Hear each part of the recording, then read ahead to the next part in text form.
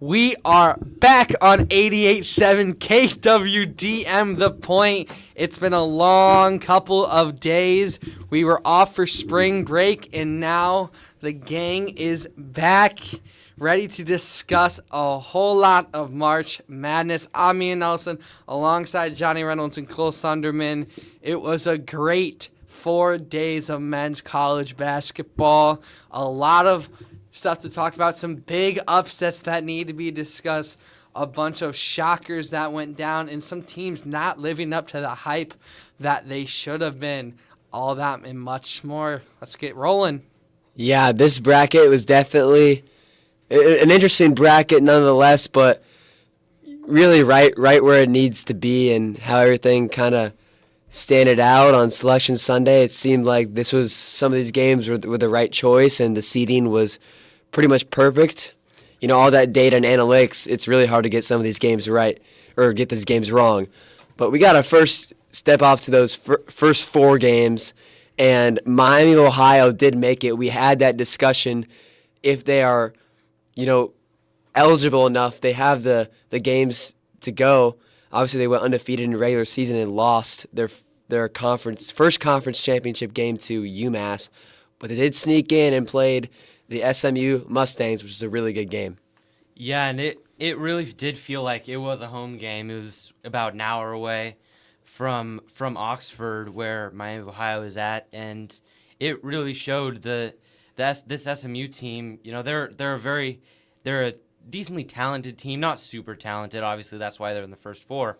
But this Miami of Ohio team, even though we obviously know with hindsight of how that first round game went, didn't go great, but they still showed that they deserved to be in this tournament and that they could hang with really solid competition. And I think the mid-majors, even though there weren't a bunch of huge upsets this year in the first round, I think especially Miami of Ohio and High Point, those two teams, they really proved that when these mid-majors are able to get their opportunities, they can pick off anyone. Yeah, I agree. I mean, we didn't have a chance to talk about their conference championship game due to break, but it was just one of those things that the script had completed. Everybody was talking about if Miami of Ohio wins out and then doesn't win their tournament, what happens. The favorite was Akron, even with Miami of Ohio going 30-0 on the year, 31-0 on the year. What's going to happen? And like we mentioned already, they made it in SMU. And I think that was probably the best I've seen them play all year, even in the games where they had 30-plus point wins against some lower competition. This was the first time we've seen them play a quad 1 team, and they handled themselves very well, leading by more than 10 at multiple points in this game, eventually winning 89-79. They just made the Mustangs not look as well as they did in the ACC, and that's coming against a team who has been talked about not playing any competition, and the first chance that they get to play some real competition, they prove themselves. And I think that's kind of what March is all about, these lower level teams getting a chance to shine, and they did that in that first 4, unable to live up and keep moving on in their matchup against a very strong Rick Barnes-led Tennessee Volunteer team who now has to play Iowa State in the Sweet 16. Yeah, to your point, Ian, I think that kind of just proves how good this first 4 teams, other than obviously the 16 seeds, but these 11 seeds were. Having to face a Tennessee team like that who, really took charge from the beginning and also handled Virginia well. Obviously, Virginia was keeping close but just couldn't get the job done. That game against Iowa State will be very interesting. I still think Iowa State definitely the favorite in that one. They're right now at 4.5. But I think just the draws that these teams got, the NC State-Texas game, that was probably my favorite first 4 game. They went right down to the wire. A mid-range game-winning shot to go, and they get it done. And now Texas, they're in the Sweet 16. They kind of proved everybody wrong. And there's always that team that kind of does this every year that makes the Sweet 16 or makes to the round of 32, and that's Texas. Yeah. This really was a very fun first 4, especially knowing how far Texas went too. It always feels like there's a team that is going to make a run, and this year it's Texas out of that first four, and some people are calling them a Cinderella. They're not a Cinderella. They're one of the biggest schools in the country, but it was I do think it was really impressive how these teams out of the first four have been able to really continue their success. And you see it really every year that there's going to be at least one of those first four teams make it to at least the second round, because they already, have gotten into the swing of things, and, they aren't coming off of a week-long break. So I think Miami of Ohio, they kind of just got overwhelmed by Tennessee's size. Tennessee has so much size. They're the best offensive rebounding team in the country. I'm sure we'll get to that later when we talk about Iowa State, but this Miami of Ohio team, they showed they belonged, and even though the last game didn't go their way, it was a really memorable season for the Red Hawks. Yeah, you got to almost feel for NC State in that game on how electric that ending was, but props to Texas and the Longhorns. They're still dancing, and they have a legitimate shot to keep going. They play Purdue, but Purdue has been very strong. The Big Ten champions there to the Sweet 16 as well. But let's start off with the first game of real March Madness, as I like to say. The first round game, Ohio State versus TCU. The Horned Frogs get it done in a huge fashion. Not necessarily a huge fashion scoring margin, but in a really just a great opener. Yeah, I think this was. They always like to start. The NCAA likes to start with an 8-9 game, and I think it is the best option to start, because those 8-9 games, it's always a coin flip on who's going to win. Both stack up very well, and I thought these teams stacked up competitively wise very well.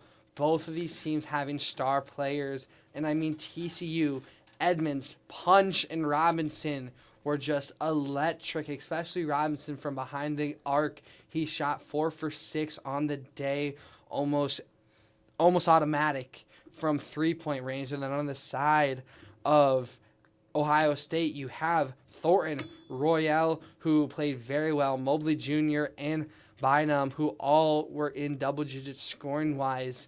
Both of these teams having stars, and then it just came down to the end who could hit that extra shot at the end, and TCU did it. And I really think that this one could have gone either way. I'm happy TCU won, as I picked them in my bracket. So good to start out 1-0 on the day.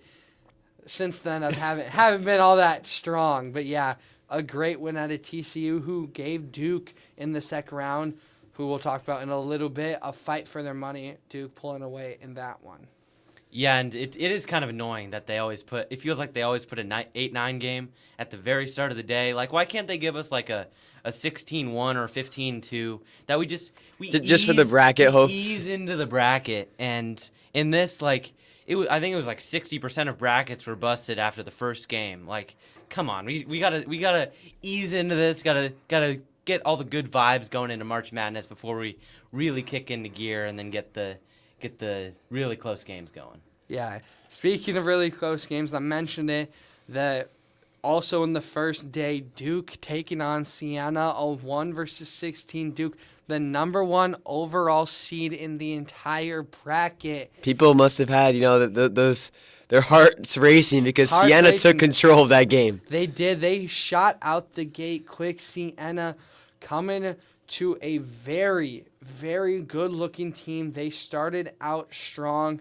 They led at halftime by, I believe, a 10-point margin.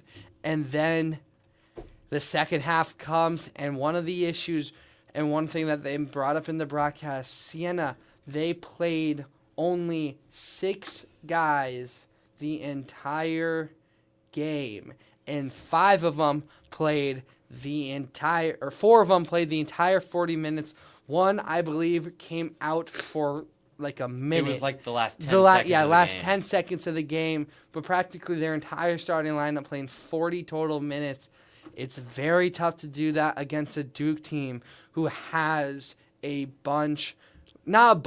couple of guys to come in. Harris and Camarnia both came in a little bit. Camarnia came in for about half the game. But it was just Duke. They had that experience. They know how to play in tight games against teams that are looking stronger, and they get the edge, winning 71-65.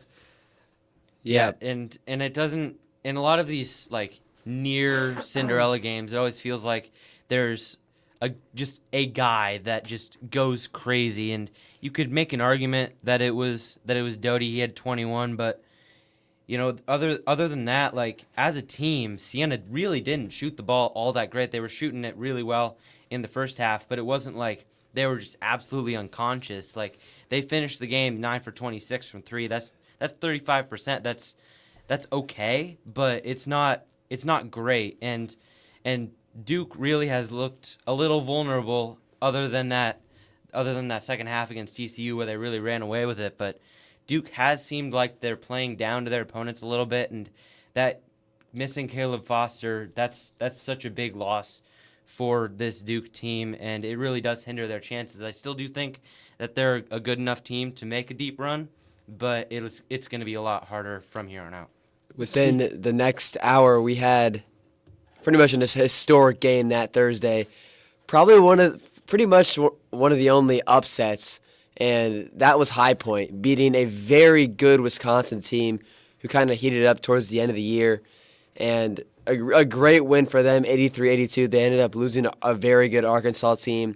This High Point team was very good. They just kind of got an unlucky draw there to such a hot Arkansas side, missing out on the Sweet 16. But credits to them, and just really they had that guy, 99 out there who was literally making anything. This team just had those Cinderella vibes to it. Yeah, and I mean, you talk about having one guy, and for High Point, it actually felt like they had 3, and 2 of them came off the bench. Their first was Martin, number 3. He had 23 points. He was not shooting the ball that well percentage-wise, but he got up a bunch of shots, 23 field goal attempts, 10 3-point attempts. He was 40% from 3, and not very good percentage-wise from field goals. Free throws, he only went 1 for 2, but it was the 4 3-pointers that really helped him get up in that, and especially when they needed the 2 bench players, though, for High Point.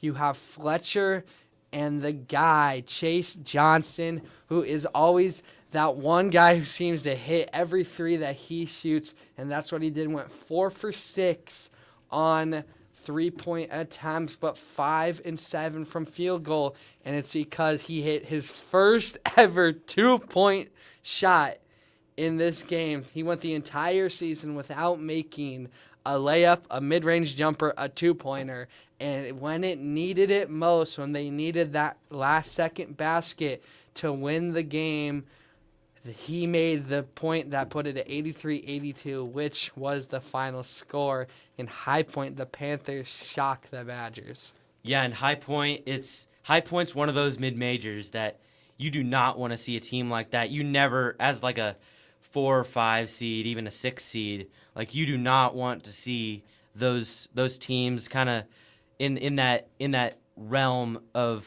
competition, and it's kind of comparable to teams like McNeese or Northern Iowa, and even Miami of Ohio. High Point is 5 spots higher than Miami of Ohio in KenPom, and I would rather play a team, a below average power conference team, than I would High Point. Like I'd rather play Oklahoma State or Syracuse. Like I would much rather play a team like that than a team that's won over 30 games. So it's a really tough spot for Wisconsin to be in, and credit to High Point, they were able to get it done. Another upset that we got to talk about at the end of the first night of basketball. I gotta say is what a game that was. What a game. VCU, UNC, the battle of abbreviations. This one was a game to remember, an all-time classic, and at first it didn't look like it. It was close all the way up through halftime. VCU and UNC fighting at each other, and then North Carolina, the Tar Heels, they come out of the gates flaming in the second half. They couldn't miss anything. VCU was struggling on defense, and it looked like UNC was going to run away with it, up 19. And then this is when it gets shaky. VCU comes back. It's the biggest comeback in the first round of NCAA March Madness history, 19 points, and VCU comes back and wins at 82-78. Yeah, and this was a game. This was a very trendy upset pick, very similar to the South Florida Louisville game, which Louisville ended up winning by 4 after getting up really big in that one too. But VCU, they're a very trendy upset pick. I picked VCU at the very last moment in my bracket. I had North Carolina the entire way, and then I pivoted to VCU, and I was really not feeling good about that decision for pretty much like 35 minutes of this game. And then VCU was just able to turn it around, and Terrace Hill, 34 points. He went crazy. Like, whenever you see a guy like that go off in a game like this, this team is going to be really hard to beat. Yeah, and then one more upset we have to talk about, and they managed to all happen in the first day of the tournament. The second day of the first round didn't have too much surprise. But the other one, we mentioned them earlier, Texas, coming out of the first round game, and they continue to be following the trend of first 4 teams moving on to the second round.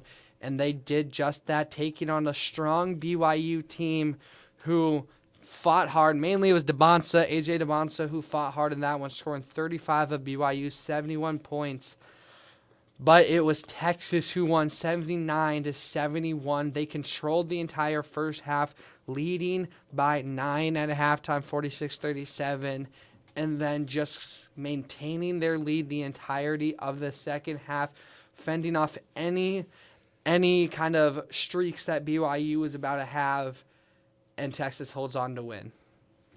Yeah, and this BYU team felt like it was very much a boom or bust kind of team. It felt like AJ Debonsa, he could just go insane and carry BYU to the Sweet 16, Elite 8, even just go crazy and go to the Final Four. But even with his 35 points, this BYU team just really wasn't able to give him any help, and Texas knew that AJ Debonsa, he was going to get what he got. And Sean Miller in a sideline interview, he's a great interview talking about NBA guys, and he just basically said, we're not going to be able to stop him.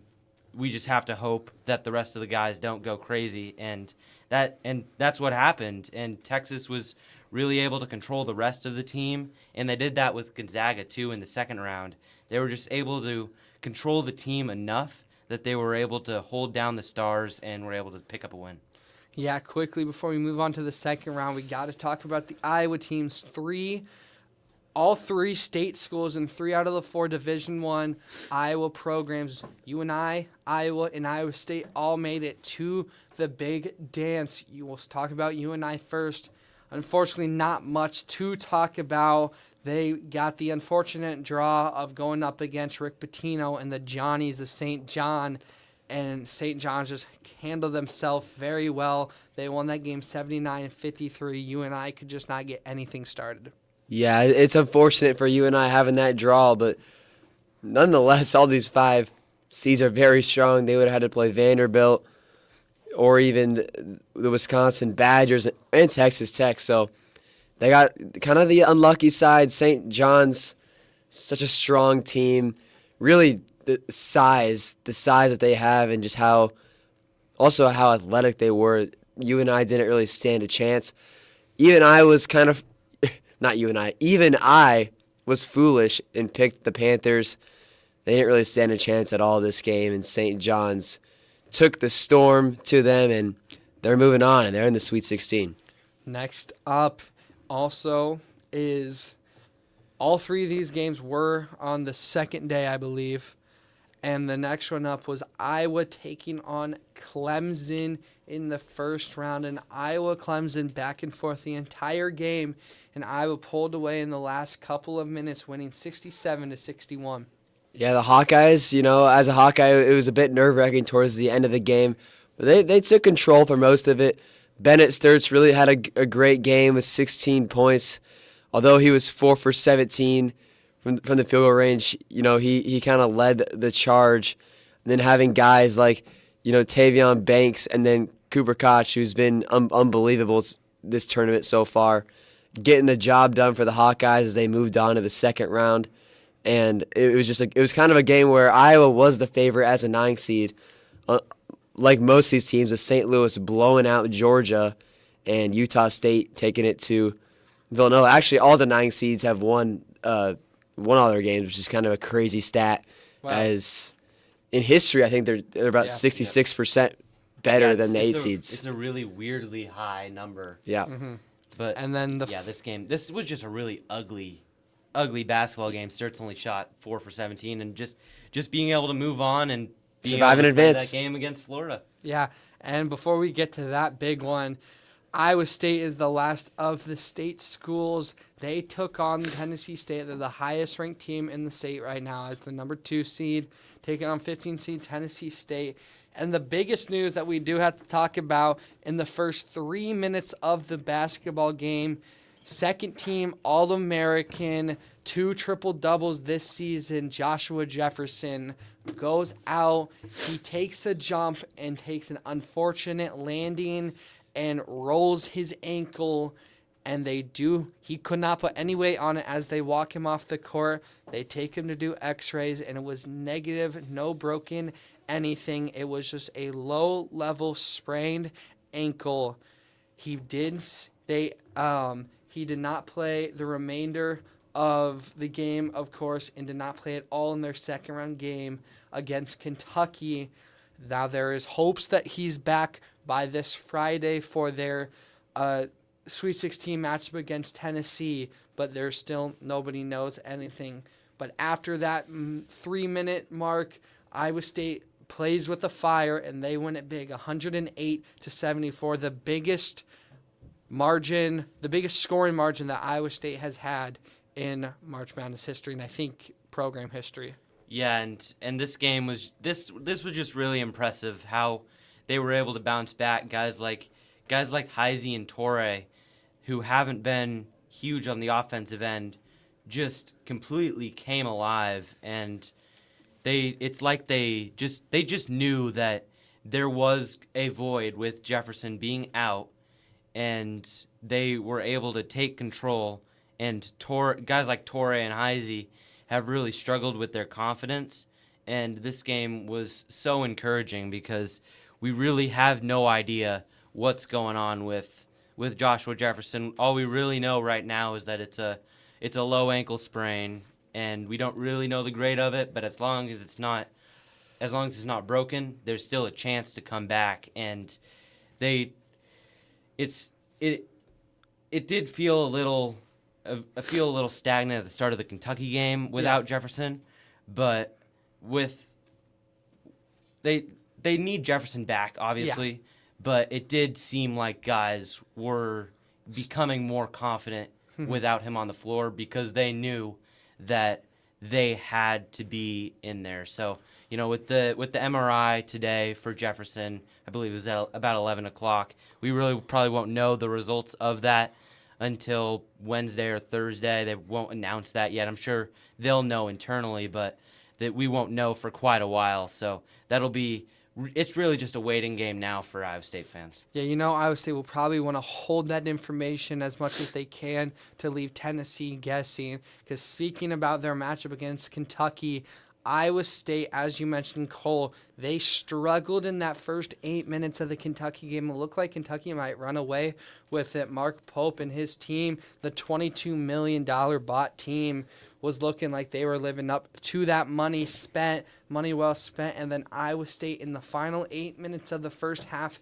in the entire 20 of the second half, that was what Iowa State needed to pull away. They ended up leading at halftime 31-30 after a made three near the end of the first half goes in for the Cyclones, and then they storm away, winning 82-63. And especially in the last 10 minutes of that game, they looked unstoppable. And you mentioned guys like Toure and especially Lipsey, who only scored 3 points in their game against Tennessee State. He scored 25 in their game against Kentucky, and that was a big, big, big win for the Cyclones, who now have to play, like I mentioned earlier, Rick Barnes and the Tennessee Volunteers.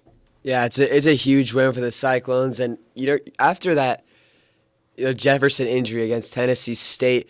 Tennessee State was obviously playing with a lot of aggression, as every small team is trying to make some noise. But Iowa State, they took the business in both games. They played with so much firepower, and the energy was there. I've observed in previous years is sometimes it just lacks that, and that's where you kind of see Iowa State fall short. But this year, I feel like something is definitely different in this team, and they're really ready to come for it all, and I can definitely see that. Feels like 1944, last time Iowa State made it to a Final Four. Speaking of long-time droughts, it feels like 1999 for the Iowa Hawkeyes, the first time that they have made it back to the Sweet 16 since before the turn of the century. And it was a big game. Iowa taking on Florida in the second round. Everybody expecting Florida to win this game. Nobody thinking a 9 seed could upset, because Florida was the only other 1 seed still in competition, in contention to move on. All the other 1 seeds had already previously moved on. It was just Florida to keep the 1 seed hope alive, and they fall. Iowa winning it big, 73. Not big, winning a big one, 73-72, and it is all help from I gotta find his Fulgaris. name. Yeah, Fulgaris, yes. Number 7. Fulgaris hitting a game-winning 3 to put the Hawks up by 1. And I'll walk through that shot when it's your turn. Floor's yours, Johnny. Florida is up 72, to 70 in that game. About 8 seconds left. And it's like, man, the Hawkeyes are going to fall. And it's another heartbreaker, just like how they did, I don't know, it was 6 years ago against Tennessee. It was definitely long, actually way longer than that, about 8 years ago. They lost to the two-seeded Tennessee in double overtime. And it's like, the story writes itself. We can never make the Sweet 16. But Bennett Sturges gets the ball, and he has his man wide open, Fulgaris, right wing.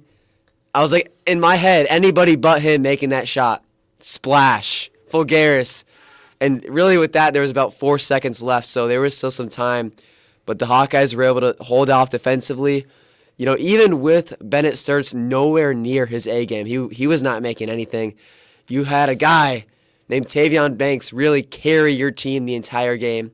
Obviously, it was a team effort, but Banks, without him stepping up, the Hawkeyes would not be in the situation going to play Nebraska in the Sweet 16. Yeah, and I mean, he's proven himself. Ben McCollum has proven why Iowa hired him and why he was such a wanted head coach. He taking the Hawkeyes in his first year with the team, similar to what he did with Drake just last year, taking the Hawkeyes to their first Sweet 16, like I mentioned, since 1999. And this one was a game for the ages if you're anybody but an SEC or Florida fan. Just heartbreak. And I kind of thought, just getting off watching, what game was it? I believe it was the St. John's game. Yeah, just getting off watching the St. John's, Kansas game. What a game. What a day of basketball yesterday. Yeah, game was tied, and then St. John's at the very end, a guy who had no points throughout the entire 39 minutes of the game, in the last 5 seconds, hits a game-winning layup. I thought that's what was going to happen. Florida had plenty of time, 4 seconds. They advanced the ball, get all the way to the basket, and the guy passed it with .4 left on the clock. You had no time to pass. You had to go up with it, potentially draw a foul. He passed it. Ball was loose. And just like that, Iowa wins it. What a crazy, crazy turn of events.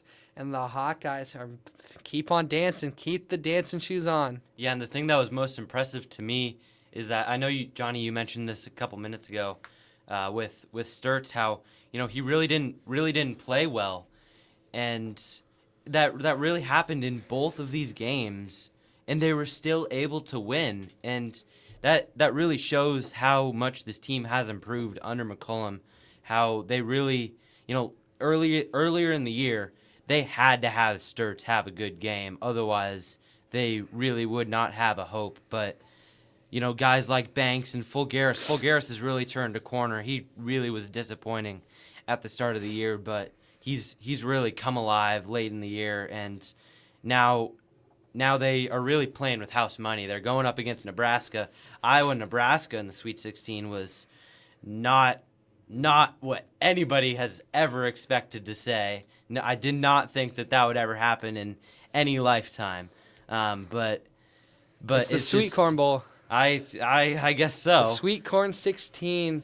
So taking a look at all the Sweet 16 matchups, there's 16 out of 68 teams still dancing. Duke taking on the St. John's Johnnies in a battle in the East region. Also in the East region, the 3 seed Michigan State taking on the 2 seed, the Yukon Huskies. Iowa knocking off the reigning national champion in the 9 spot, taking on Nebraska in the South region. That game is in Houston, Texas.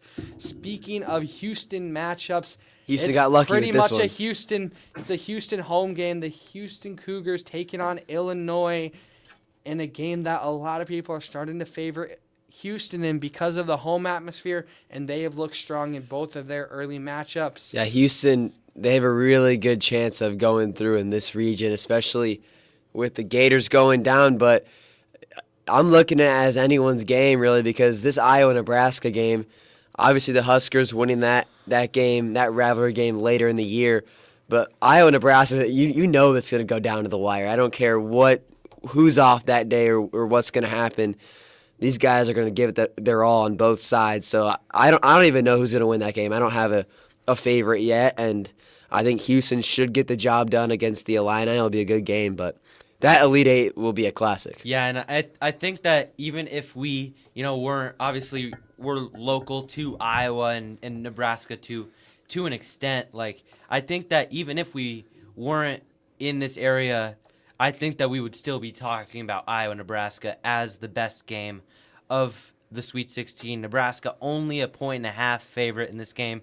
This is truly a toss-up, and there's a couple of games in this Sweet 16 schedule that could have a chance of getting out of hand, like Michigan, Alabama, or Texas, Purdue. You never know. Obviously, they could be great games, as all March games have a chance to be. But this Iowa-Nebraska game really is going to be incredible.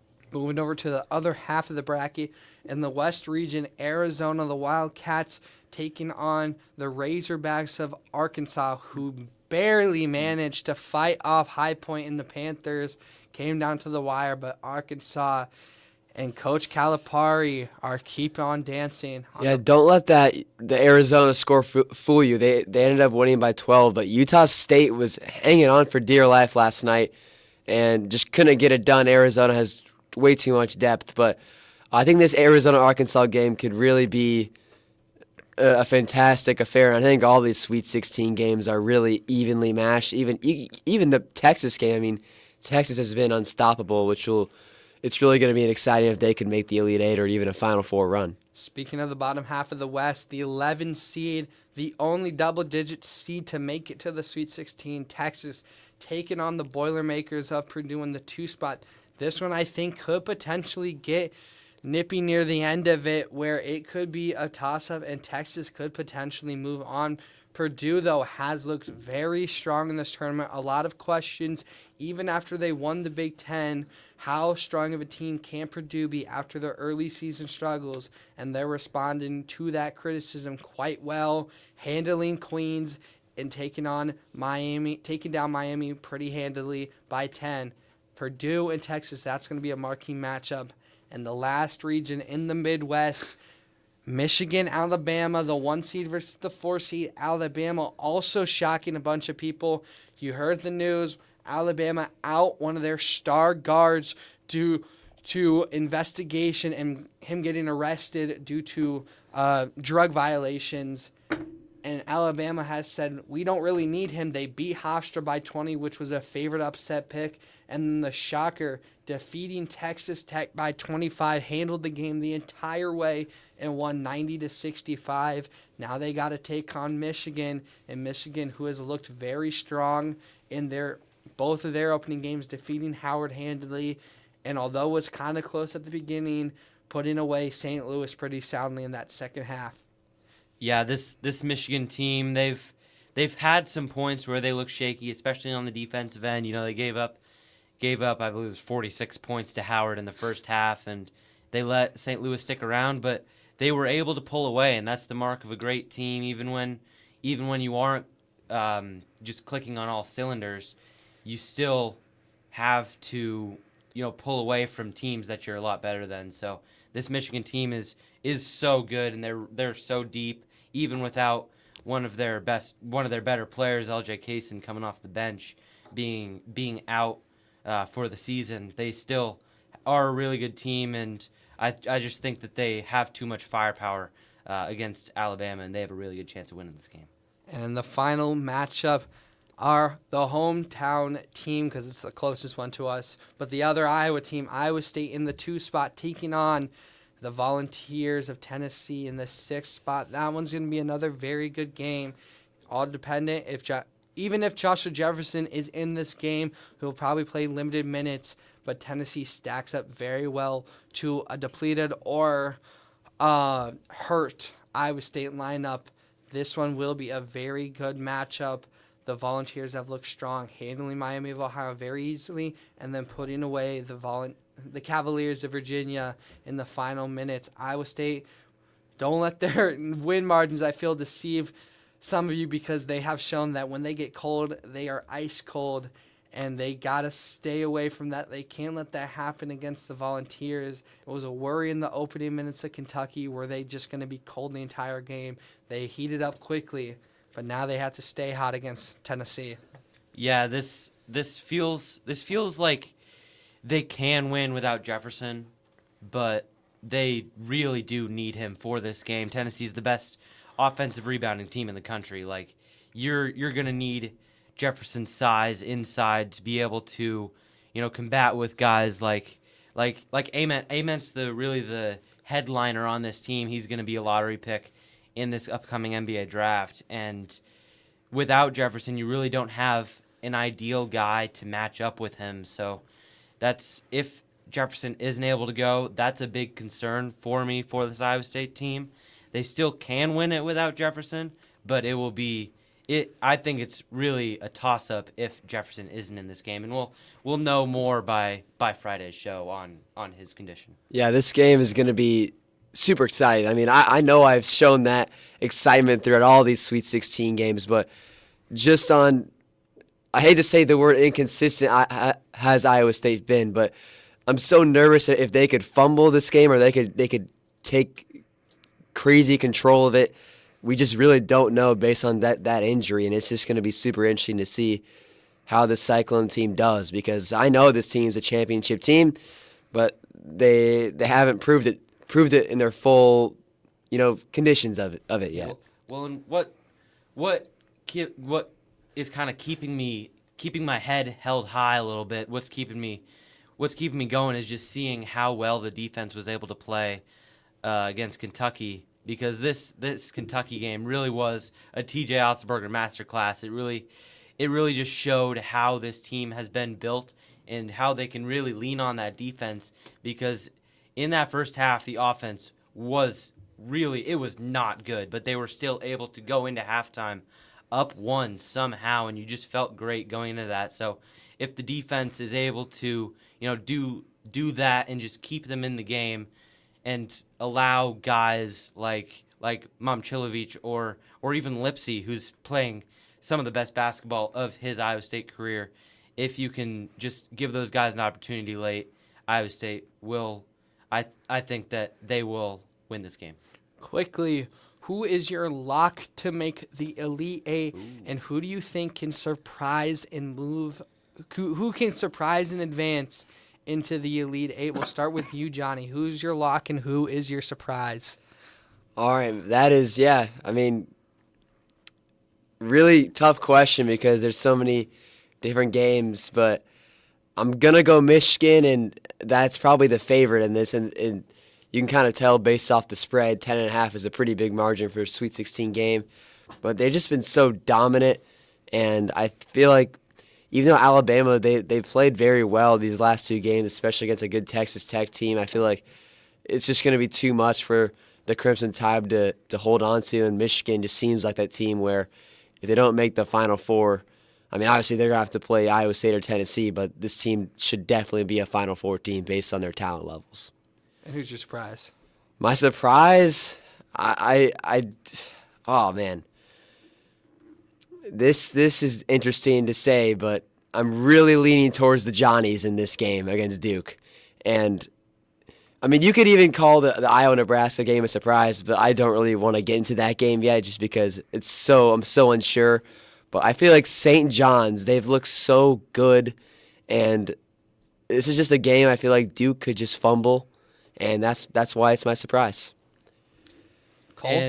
And for me, I think for my lock, if I was life on the line, had to make one correct pick, I'm definitely going Arizona. I have them going and winning the national championship, and they really haven't shown me any reason to believe otherwise. They've been very consistent. They haven't really been just head and shoulders above everyone. We saw that in the Utah State game, but they're just so level-headed and so consistent that I think that they can fend off a run from Acuff and Arkansas. And for my surprise, I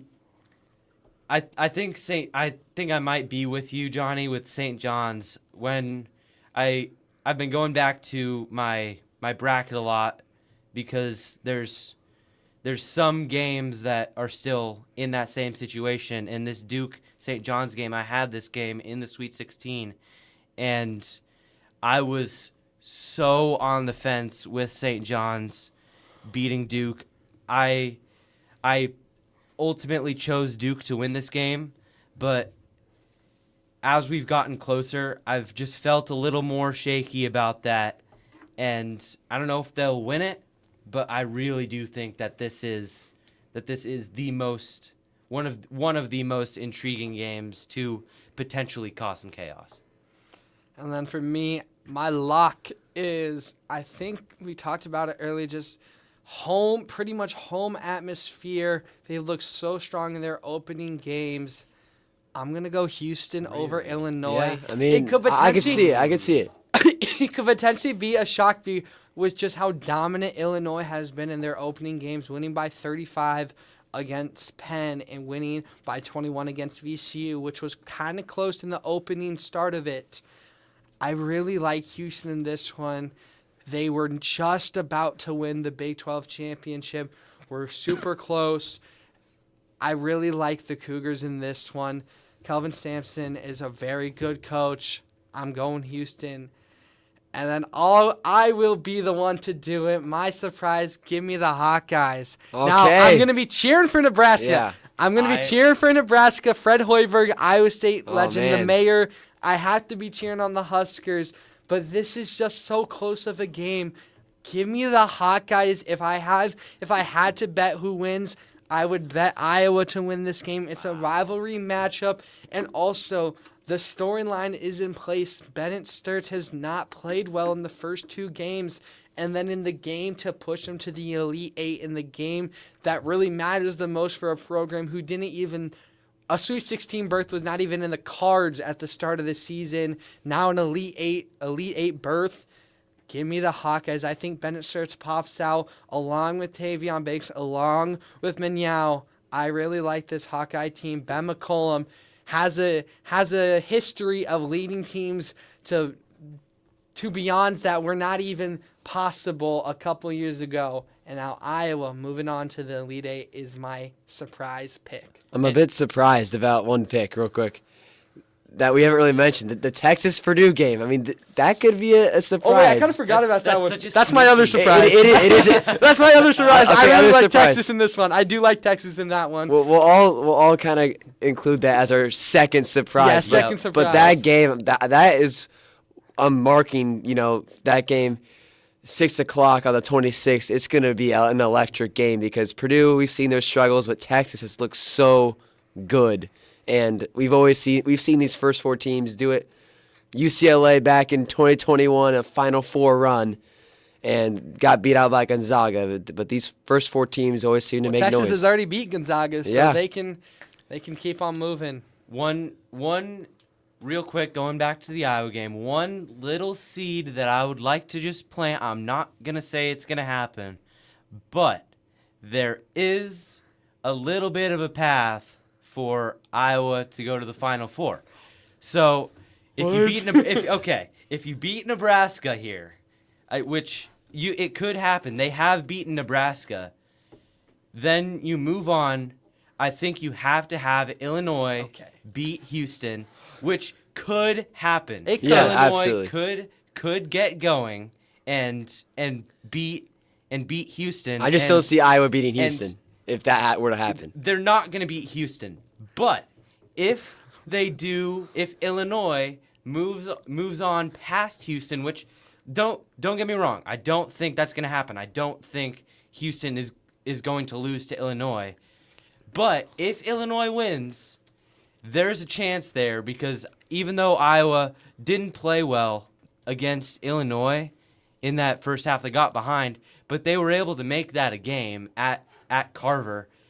There's a chance there. I'm not saying it's a big chance, but So you're saying there's a chance. there's a path in a lot of other, like if they would have been, in the East or something, having to go against St. John's and then Michigan State or UConn, I really wouldn't be able to see it. But there's those 2 Big Ten teams that they've shown that they could stick around with them. Anything I'm can saying happen. There's a chance. Anything can happen. In that case, then there's FAU made it. There's even a Yeah. there's even a chance for a national championship if they get Michigan State.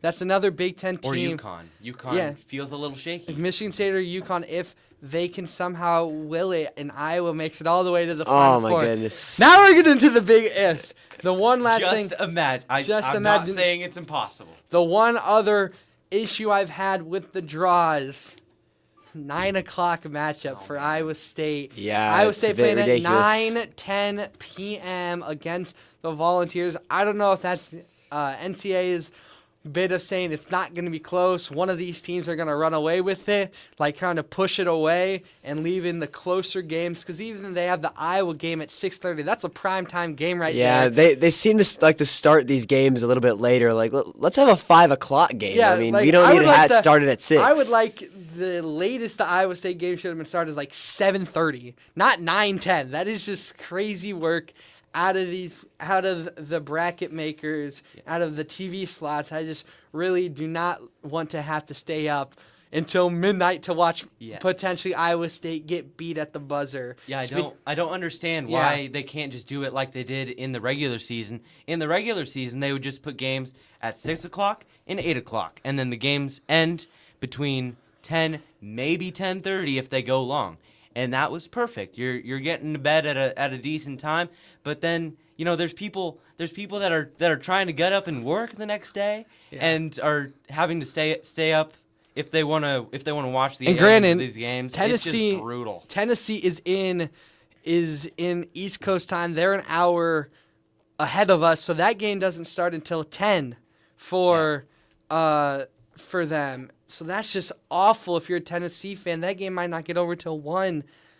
But one last thing before we sign off, we got to mention it. What brought Kentucky to Iowa State, Santa Clara, Kentucky in the first round game. What a At game. What Oh a my game. goodness. I mean, that's the story of March Madness. What a game for all of these. But at the end of the game, in the last 10 seconds, it is tied in Santa Clara. They didn't need a 3. They could have taken a little bit more time driving for a 2. They had been really good in the last 10 minutes to draw a foul off of this Kentucky team.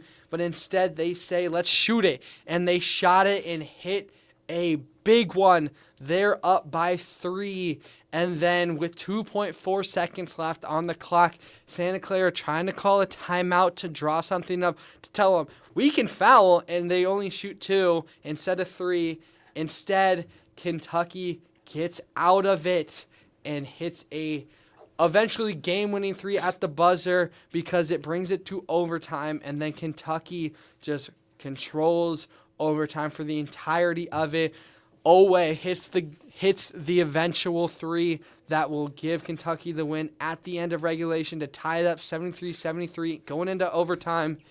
And Kentucky scores 16 points in that overtime and wins the game 89-84. Just a great way to cap off this show and to start off the tournament. Poor West Coast Conference, man. Poor I West was Coast high Conference. on them. All gone. St. Mary's gone in the first round. Zags only Santa made it to Clara second. gone in the first round, and the Zags move on to the second round but get beat by Texas in the SEC Conference. A bunch of good games, a bunch of great games still to go. We're only halfway through the madness. It's the Sweet 16. We still got the Elite Eight, Final Four, and eventually we'll crown a national championship. But stay tuned with us because we will give you all of the updates on that one. Because fourth quarter Friday, this Friday, we will talk about all the Thursday games. Did Iowa move on and preview the Friday games? Thank you all for listening. I'm Ian Nelson alongside Johnny Reynolds and Cole Sunderman. Have a great rest of your week and keep tuning in to the Modern Rock on 88.7 KWDM The Point.